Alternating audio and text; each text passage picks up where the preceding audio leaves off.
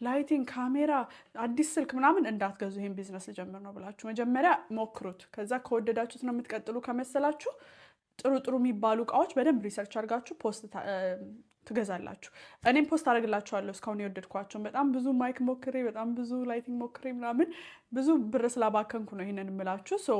ጊዜው ሲሆን እኔ የምወደውንም ፖስት አደርግላችኋለሁ ቲክታክ ላይ ከዛ መግዛት ትችላላችሁ ከዛ ራሱንም እቃውን ማስተዋወቅ ትችላላችሁ ከገዛችሁ በኋላ ለአሁኑ ግን ባላችሁ ተጠቀሙ ሶ ላይቲንግ ስላችሁ ዊንዶው ጋር ሄዳችሁ ከዊንዶው ላይ እንት ማለት አሁን ለምሳሌ እኔ መስታወት ጋር ዊንዶው ጋር ሆኜ ነው ይሄንን እየቀረስኩላችሁ ያለው ትንሽ ላይቲንግ ጨምሬበታለሁ ግን